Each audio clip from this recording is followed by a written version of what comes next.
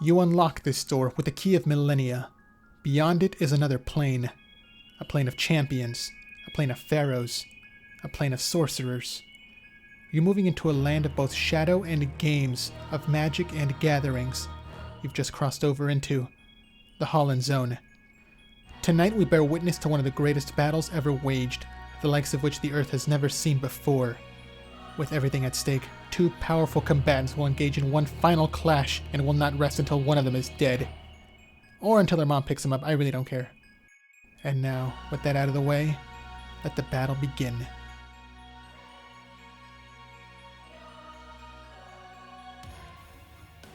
And here we go, the battle has started with the blue side going first. They're going to be starting off by dropping their land card.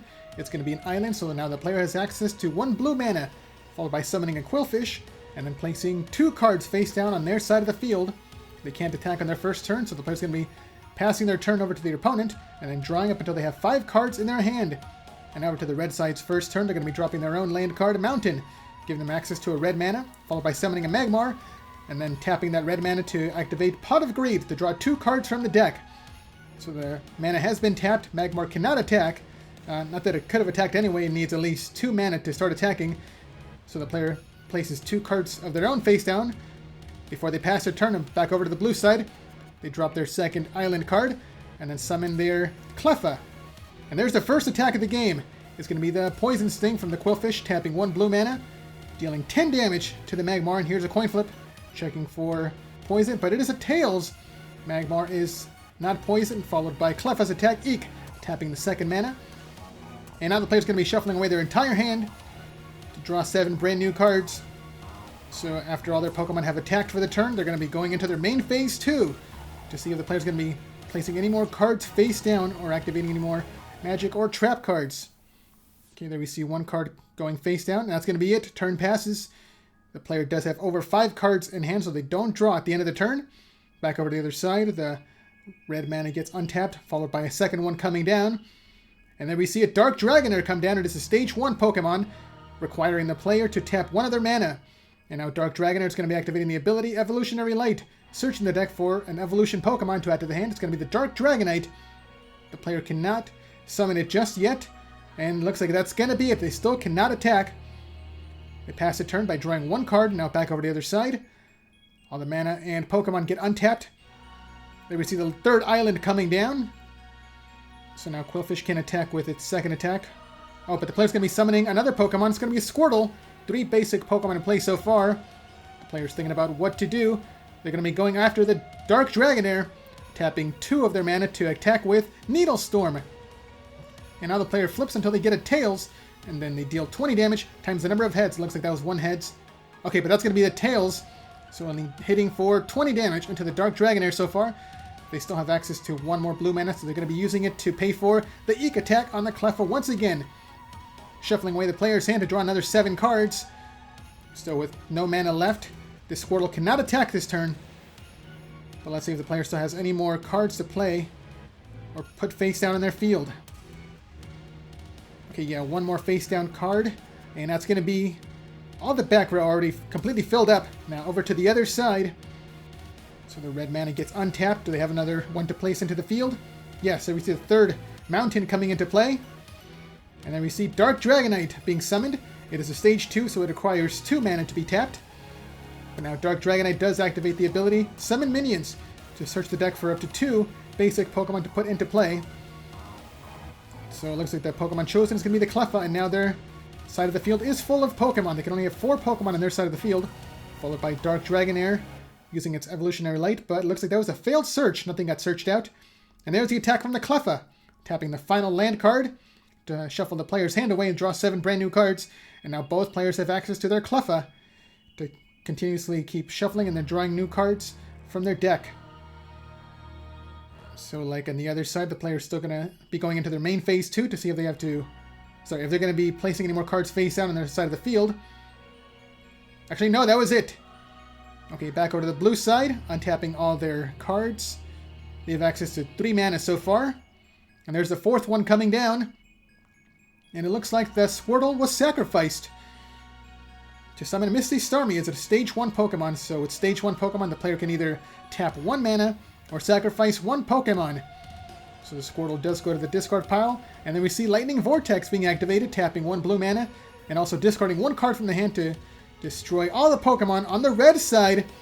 And because Dark Dragonair and Magmar have a total of 30 damage on field, the player's going to be taking 30 damage to their life points, bringing their total down to 370. And now their field is wide open for a direct attack from the Misty Starmie, tapping all 3 island cards for a direct Bubble Beam for another 30 damage. And there we go. The blue side is taking the advantage. They are 60 points ahead. Now turn passes, and they're going to be drawing up until they have 5 cards in hand. Okay, the red side's going to be untapping all their land. They don't have any Pokemon in play. There we see the 4th mountain coming down. But what else can they do? They've got 3 Pokemon in a full backfield to contend against. Okay, but they're going to be summoning Quilava, another Stage 1 Pokemon, tapping 1 mountain, and then attacking with... Okay, that was 2 mana tapped. Attacking with Smokescreen, hitting Misty Starmie for 20 damage. Placing another card face down. And that's going to be it. Turn passes back over to the other side.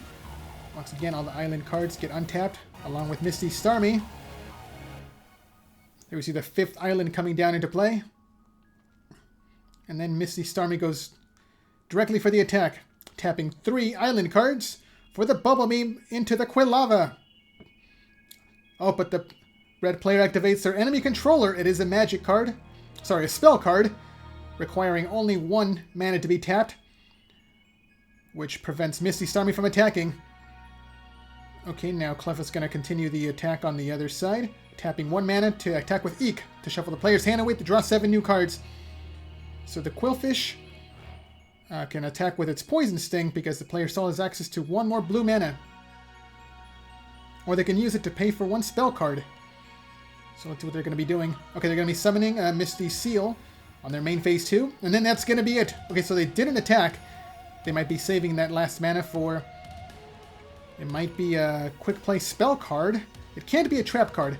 Trap cards need 2 mana to be activated. Okay, on the red side there we see the 5th mountain coming down, followed by Blaine's Vulpix being summoned to the field. And there's the attack from Quilava. It's going to be another 2 mana for the Smokescreen attack into Misty Starmie. So Starmie has taken 40 damage so far. And there's another attack from the Blaine's Vulpix, hitting for another 10 damage. Starmie's down to just 30 HP remaining before he gets KO'd. And then that's going to be it.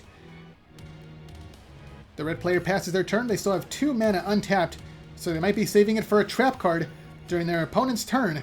So let's see what the blue player can do. Starting out by dropping another island card. Now they have access to 6 blue mana.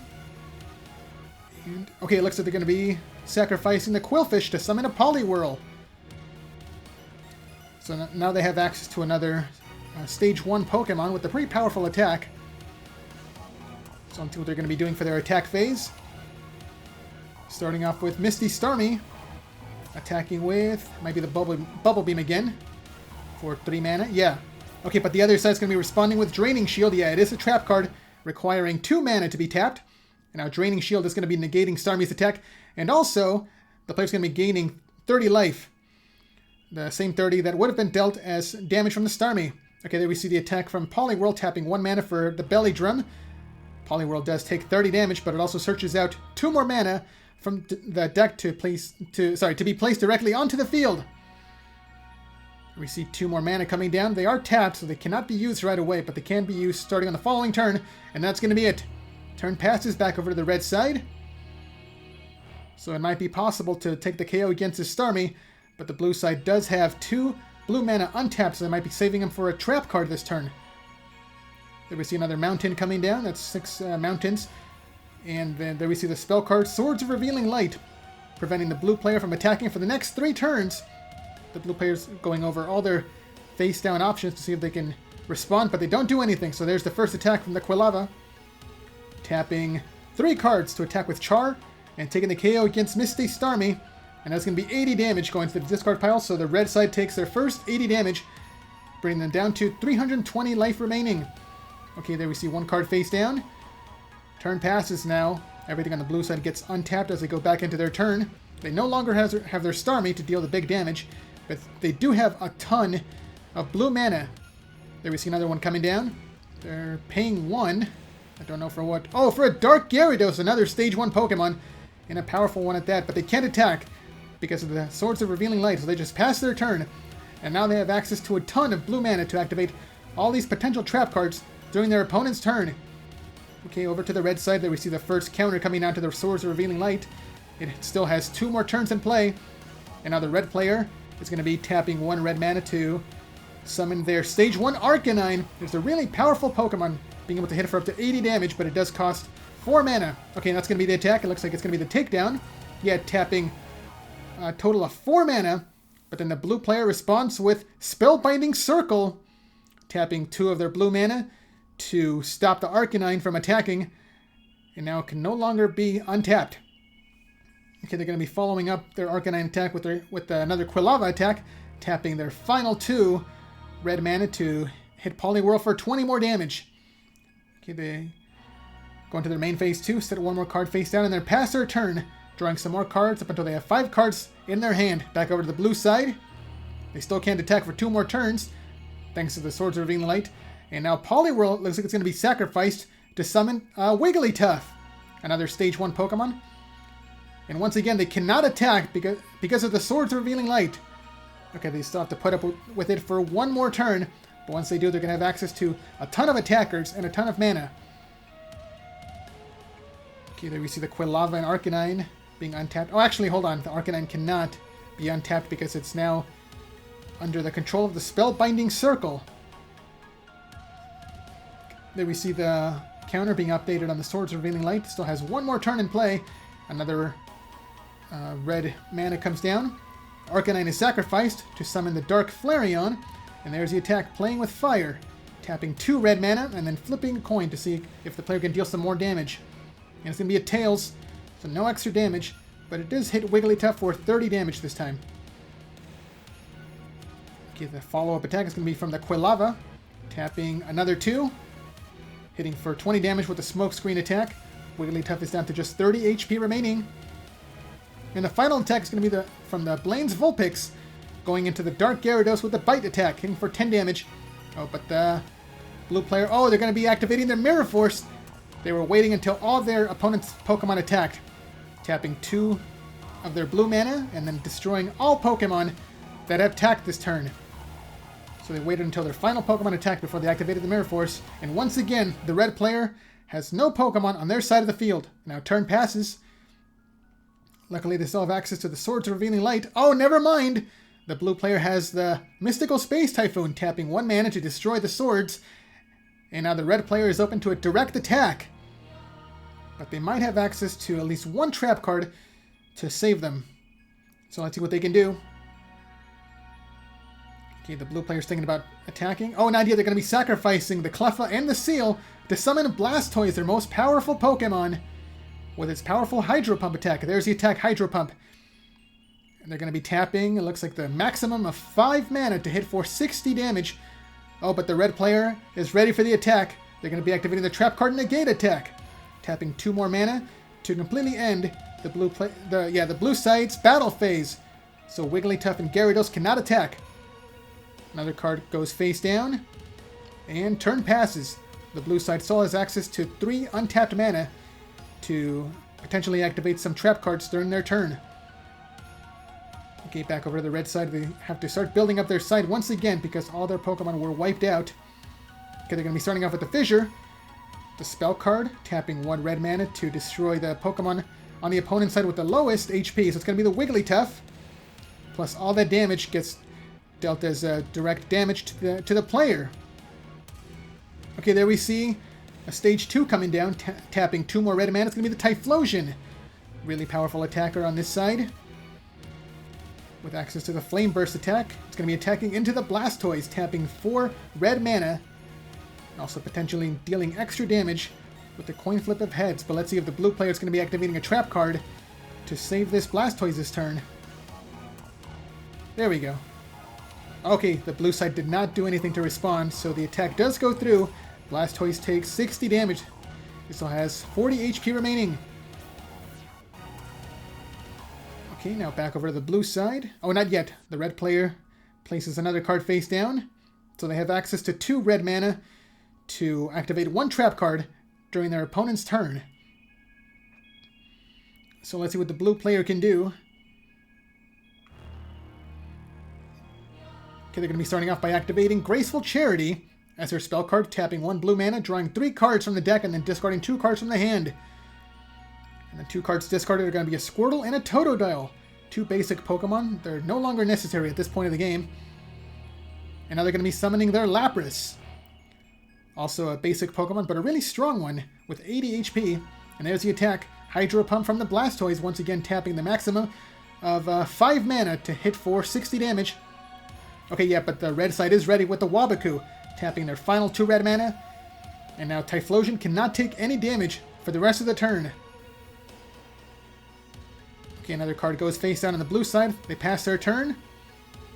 So the Typhlosion might be able to take the KO against this Blastoise. Unless the blue player has access to a trap card to save it or stop the attack. Okay, over to the other side. There we see another mountain coming down. Followed by summoning Blaine's Charmeleon, another Stage 1 Pokemon, tapping 1 red mana. And the blue side, oh, they're going to be activating Torrential Tribute, tapping 2 of their mana. And now every Pokemon gets destroyed and sent to the discard pile. Plus also all that damage that was on the Blastoise gets dealt as direct damage to the blue player. Okay, but the red player still has access to their Monster Reborn, tapping 1 more red mana, bringing back the Typhlosion. And now Typhlosion has an empty field for a direct attack. Okay, there's the attack. Flame Burst, tapping 4 mana. And it looks like the blue player cannot respond. They only have access to 1 mana remaining, so they can't activate a trap card with that. So the attack does go through, and Flame Burst is going to be hitting for 80 damage. Okay, so it looks like the red side is down to 160 life remaining. Turn passes. And let's see what the blue player can do now. They are on the back foot. Can they make a comeback in this game? Oh, they might. Okay, they have a Monster Reborn of their own, tapping 1 mana to bring back... What's it going to be? Okay, it's going to be the Blastoise. So once again, Blastoise hits the field. And it's going to be activating the Rain Dance ability to accelerate 2 more island cards into play. Oh, there we see a Dark Blastoise also coming down, tapping 2 more mana because it is a Stage 2 Pokemon. And now the player has access to 2 different Blastoise cards. So together they can't take the KO against this Typhlosion. So which one's going to be the first attacker? Okay, it's going to be the normal Blastoise, it looks like. Tapping 5 mana for a Hydro Pump to hit for 60 damage. Right, yeah. Total of 60 damage coming through from the Hydro Pump. So Typhlosion is down to just 20 HP remaining. So this Dark Blastoise should be able to take the KO with its Hydro Cannon. Yeah, there's the attack, tapping 2 more two more blue mana to take the KO. Oh, but the red player responds with their trap card, Phoenix Wing Wind Blast, tapping 2 mana of their own, and also discarding 1 card from their hand. And then targeting the Dark Blastoise to place back on to the top of the player's deck. So the attack is cancelled, and Typhlosion is spared. Okay, no more cards are played from the blue side. They pass their turn back over to the red side now. All their lands get untapped. They don't have any more magic or trap cards on their side of the field. There we see another mountain coming down now, followed by summoning a Lickitung. Basic Pokemon, but it does have 90 HP. They place 1 card face down. And are they going to be attacking? Yeah, there's the attack. Flame Burst, tapping 4 mana to attack into Blastoise. And now they have to flip another coin. Typhlosion does have to be careful because if they roll a heads... Oh yeah, there it is. It does deal 80 damage, but Typhlosion also deals 20 damage to itself, which is just enough for the KO. And now Typhlosion goes to the discard pile, and the red player takes 100 damage to their life points, bringing them down to 270. Okay, now Lickitung is going to be attacking with its Tongue Wrap attack, tapping 1 more mana, dealing 10 damage to the Blastoise, but does not inflict paralysis. Blastoise is down to just 10 HP remaining. So if this Blastoise gets KO'd, the player will take 100 damage, and that should be the end of the game. I think they're down to their last 80 life, right? Okay, now they just dropped another island, so they have a ton of mana on their side of the field. But can they use it to get back into this game? Okay, there we see the Dark Blastoise coming back down. It was drawn off the top of the deck. Tapping 2 mana to bring into the field, and there's the attack. It's going to be the Hydro Cannon from Dark Blastoise, tapping 4 blue mana to hit for 70 damage into Lickitung. Lickitung is down to just 20 HP remaining, so an attack from Blastoise should be enough to take the KO. Yeah, there's the Hydro Pump, tapping 3 more blue mana. Yeah, and the red player does not do anything to prevent the attack, so they're going to be taking 90 damage to their life. And now they're down to a total of 180. They're still 100 points ahead of the blue player, so they might still be able to win this game. Okay, the red player drops another mountain. And it looks like they're just going to be, just making some space, as a couple of them are going a little bit off camera, but it's okay. We know that they have a lot to work with. Oh, but they're going to be summoning their most powerful Pokemon, Charizard, tapping 2 red mana to bring directly onto the field. This might be the game. Yeah, there's the attack. Fire Spin. The player has to tap 4 mana and also discard 2 of them. But they're also going to be dealing 100 damage, enough to take the KO against Blastoise. Oh, but the blue player responds with Magic Cylinder, tapping 2 of their own mana to block the Charizard's attack and then reflect all that damage back into the red's life points directly. So now both sides are tied at 80 life points apiece. Okay, the red player activates Dust Tornado, tapping 2 of their mana to destroy the face-down card on their opponent's side. And then they're going to be dropping their own card face down. And that's going to be it. Okay, so both sides are tied at 80 life remaining apiece. So really, it could be anybody's game now. Who's going to come out on top? It's going to be 2 Blastoise going up against 1 Charizard and 1 card face down. There we see another island coming down, followed by Staryu also hitting the field. And the first attacker is going to be the Dark Blastoise, tapping 4 blue mana, hitting for 70 damage. It's a good thing this Charizard is not weak to water. That's got to be some other game I've never heard of. Because in this game, Charizard is not weak to anything. Okay, there's the next attack from the regular Blastoise. If the attack goes through, that will be the victory for the blue player. Oh, but the red side activates Spellbinding Circle,